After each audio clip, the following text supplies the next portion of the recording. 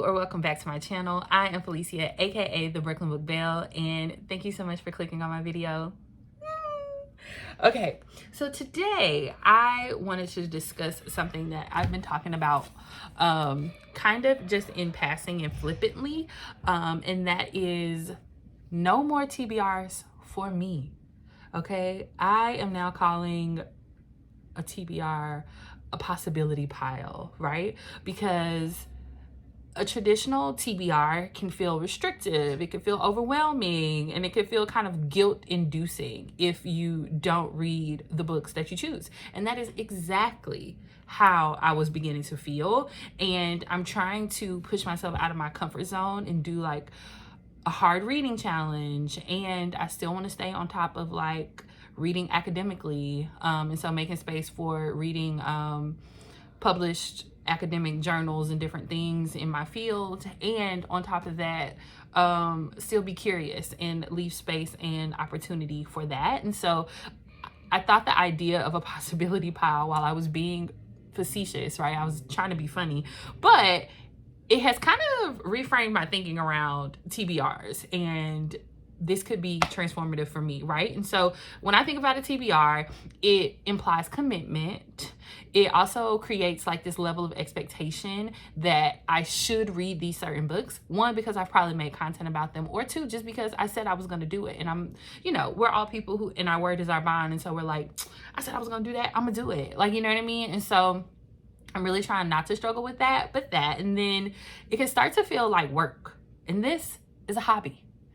Okay, it's a hobby. It's a very, extensive hobby, but it is still supposed to be something that is fun and something that I do because I love it. And I want to stay in that energy, even though like clearly I have to be creative around it and, produce. But it often, the TBR also grows, right?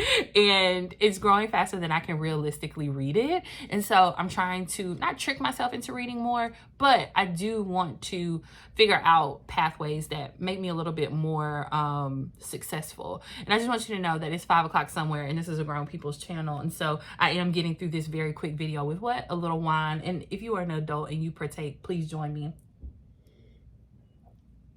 Let's keep this thing going. You know what I'm saying? Okay, and so the possibility pile focuses on options, right? Rather than obligation. Options rather than obligation. And that is what I'm here for, ladies and gentlemen.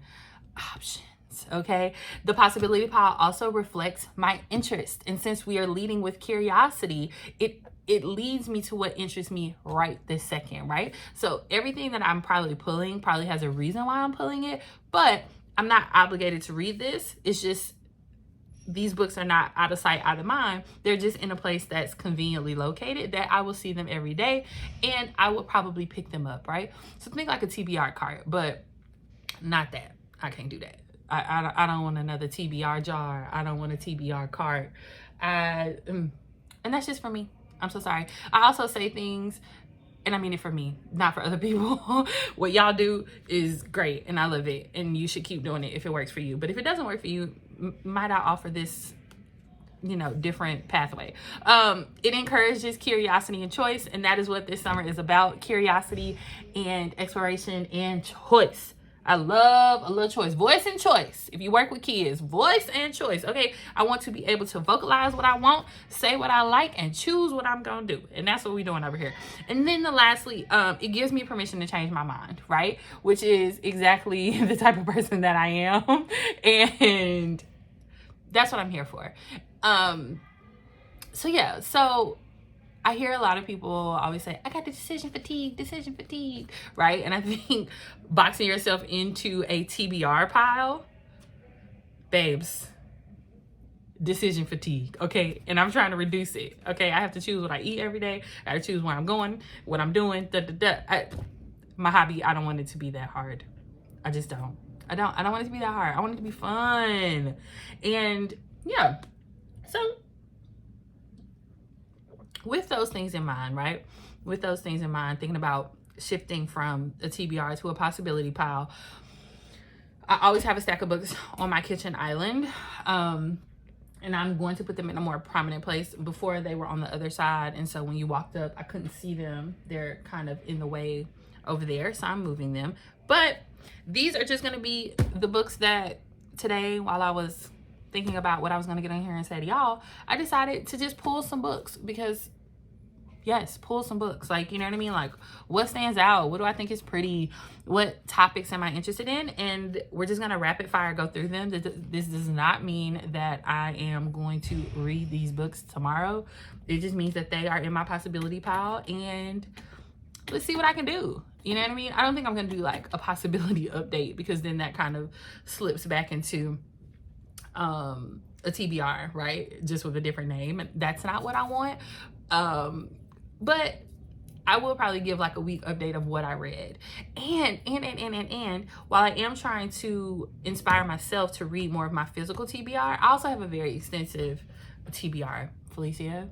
While I'm trying to inspire myself to read more of my physical books that I own in my home, I also have a very extensive digital collection. And so it's much more likely that I will pick up a digital book, just because my phone is so handy. My iPad is always around, charged, whatever, and I could just scroll and read. And so I also will probably have some things in the possibility pile for my digital list as well, because I've been adding some new things to that little collection over there. Oh, and I have some good arcs too. Okay, so rapid fire, because this is a shorty today, y'all. I just want to hop on here and yap with y'all. Oh my god, what is today? Wait, what is today? Today is the 24th. So is this day 6? It is day 6 of the Blacl Booktube is Reading Challenge, and this is my 6-day contribution. And it feels good to kind of be consistent and talk to you guys and just, you know, talk about books. This has been great. So yeah, day 6. Hey, day 6. Okay, rapid fire books. Here we go. The first one is going to be Surrender the Dark by L.A. Banks. I talk about the Vampire Huntress series, but I have not read this series by L.A. Banks yet. And so this one is about an angel that leaves the safety of the light, and that she learns that evil forces have been trying to ruin her, and why. A fierce battle for control. So it's definitely angelic. She's giving, oh my gosh, is she? Oh, she might be an angel or a child of an angel herself. Super excited for this one. If I pick it up, I do. If I don't, you know, I am going to do an entire L.A. Banks video just about all the books that I've purchased of hers over the last year, because I'm trying to own her full catalog. Okay, the second book is The Burnout Society, which goes into like our competitive service-oriented societies and how they're taking a toll on late modern individuals.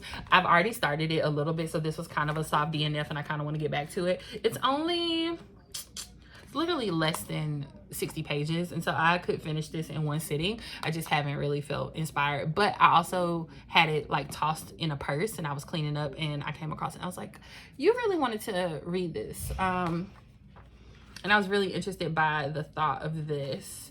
Oh, here's a good quote from it. Excessive positivity also expresses itself as an excess of stimuli, information, and impulses. It radically changes the structure and economy of attention. Perception becomes fragmented and scattered. Moreover, the mounting burden of work makes it necessary to adopt particular dispositions toward time and attention. And so I think if I'm trying to unlearn certain things about commitment and decision fatigue and overexerting myself in hopes of perfection. I think that this is gonna, you know, just inspire different ways of thinking, and so that's what we want to do. So I might pick this one up. I don't know.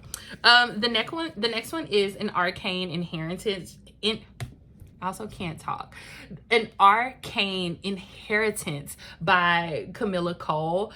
This will be my second book by Kamilah Cole, but this one follows El-Arifi Morgan is determined to prove she belongs at Warren University, an Ivy League whose history is deeply linked to occult rumors and dark secrets. So it's dark academia. And it's dark academia, and I don't know. I picked this one up because I was like, look how pretty this is. Yeah. I don't know. We'll see. Okay, another one that I've been kind of like thinking about but haven't picked it up, haven't read it, is Imagination, a Manifesto by Ruha Benjamin. This one starts off: a world without prisons, ridiculous, schools that foster the genius of every child, impossible, a society where everyone has food, shelter, love, in your dreams, exactly. Imagination, a Manifesto is Princeton University professor Ruha Benjamin's proclamation that we have the power to use our imaginations to challenge systems of oppression and to create the world in which everyone can thrive. And I don't know, I'm feeling very liberation minded these days, and I feel like we're gonna need all of the imagination and inspiration that it takes to change the world, and so this could feel good in my spirit. Okay, I also kind of started FaeBound by, I really do not want to mess up this author's name, but I'm gonna try, Saara El-Arifi. Yes, but I read Cleopatra by this author earlier this year, and I absolutely enjoyed it. And so this one is about Urine. She was born on the battlefield and lives on the battlefield, and then one day she knows she will die on the battlefield, but she's a warrior in the Elven army, and she gets put out of the army, and it's like her life's work. And then she goes to like the edge of this forest and comes across Fae, who they haven't seen in like millennium. It started out really good. It started out actually really good, and I think my bookmark fell out. I think I was like 50 or so odd pages, and so I might pick this one back up. I might not. We don't know. We're gonna see. Okay, the next one that I've just been throwing in my purse to see if carrying it around, and this is me peeling off my little thrift books ticket, just to see if my mind wanders this way, is The Secret Lives of Church Ladies. And it explores the raw and tender places where Black women and girls dare to follow their desires and pursue a momentary reprieve from being good. Yeah. That sounds good, actually. I'm gonna keep putting it in my purse until I open it, because I've heard nothing but good things about this book, and I really want to read this. Two more after this. Okay. The Day God Saw Me as Black, The Journey to Liberated Faith by Danyelle Thomas. And I follow her on Threads, and I see a lot of people include this book in their deconstructing Christianity threads. And so I've had this book for a couple of months. I did. Okay, I read 8 pages of it and put it down. I wonder why I put it down. I don't know, but I had tabs and everything in it, so I want to find my way back to this one. I think this one, Secret Lives of Church Ladies, and even Imagination are kind of all in the same vein, but I definitely do want to pick this one up.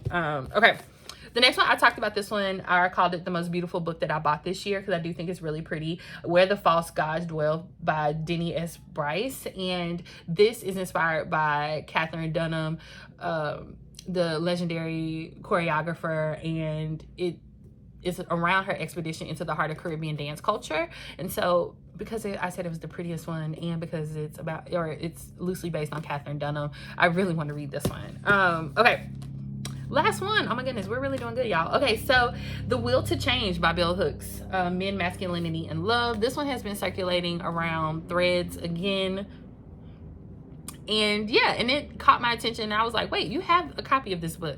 I even think one of my favorite singers posted it this week too. And I was like, you have this one and you never read it. I've read quite a few of Bell Hooks' works, but everyone needs to love and be loved, including men. But for men to understand love, we must be able to look at the ways in which patriarchal culture keeps them from understanding themselves.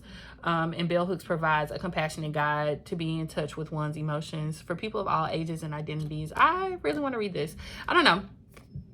It's going to be in the pile of possibility, and we'll see if I pick it up. I might not. But those are the books that I am moving to my kitchen island and calling it my pile of possibility, and we'll see where my curiosities take me.